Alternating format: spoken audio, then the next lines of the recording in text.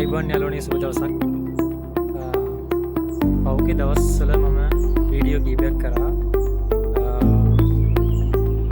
මගේ නයිමිරිස් වගාව ගැන. මම අමතර ආදායම් මාර්ගයක් විදිහට විනෝදාංශයක් විදිහට කරගෙන ගිය නයිමිරිස් වගාව සම්බන්ධයෙන් පැල කොහොමද පැල තවාන් කරන්නේ, තවාන් කරලා ඊට පස්සේ පැල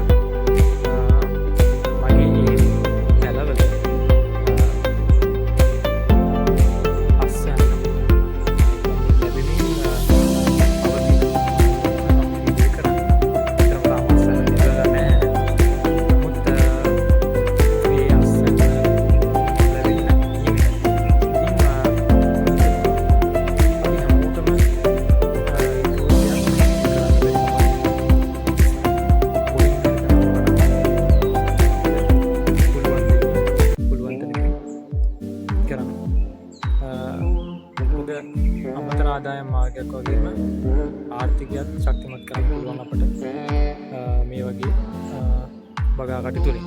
ඉතින් බලමු නේද කොහොමද පැලවෙලා තත්ත්වය කියලා.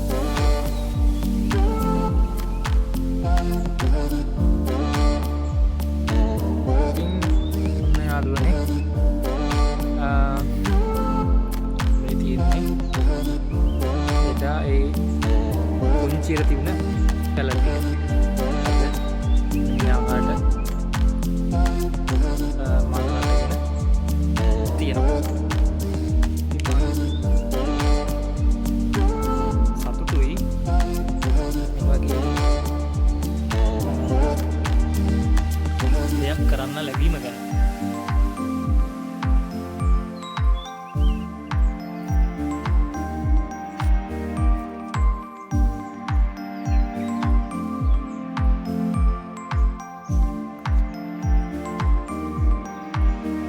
ඇත්තටම මෙතන පැල 15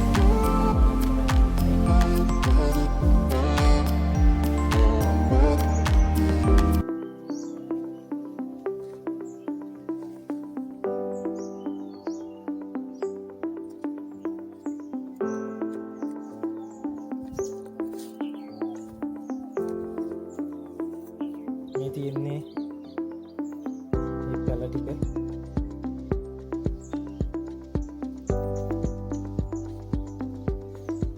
පොඩි ප්‍රමාණයක් තමයි මේ පැල ටිකට ගිහිල්ලා තියෙන්නේ. ඉතින් අතරම සතුට තමයි මෙන්න මේ ඉතින් මේක මේ පළදාව ඉතින් තාම ලැබීම පවතිනවා. සමහර ගස්වල මල් අටගෙන තියෙනවා, සමහර ඒවල ගෙඩි හටගෙන තියෙනවා. ඉතින් පැල කීපයක්ම පීදිලා තියෙනවා.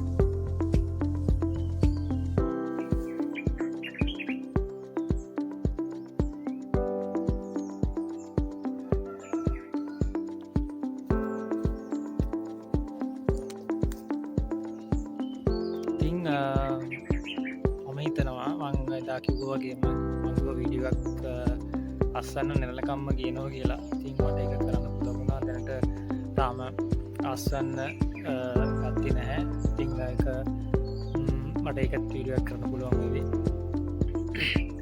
මම හිතනවා අපිට හිතුවත් දෙයක් කරන්න බැරි කමක් නැහැ.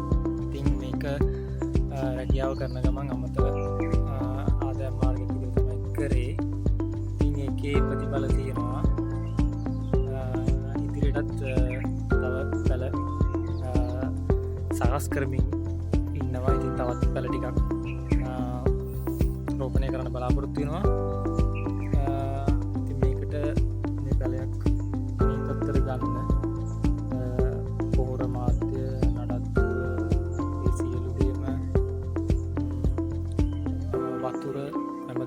හරියට කළමනාකරණය කරගන්න ඕන.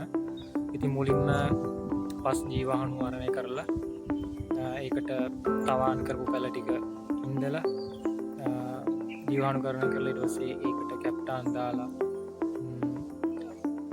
මුලින් කැප්ටාන් දාලා තමයි දවස් කීපයක් තියලා තමයි පැල ඉඳුවේ. ඊට පස්සේ වතුර තමයි ගොඩාක් දුරට පැල මෙනකම්ම කරේ. ඊට පස්සේ ඊළඟ අදියරේදී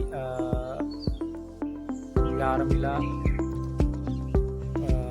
කම්පලෙක්ස් එක තමයි මුල් අවදීදී පැලවලට යෙදුවේ පොහොර.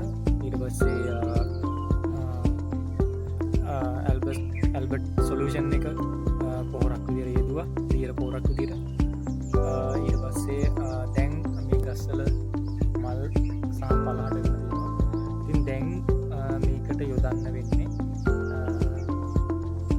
යාරමිලා ටාගට් එක කියන පොහොර එක තමයි දැන් යොදන්න වෙන්නේ. ඉතින්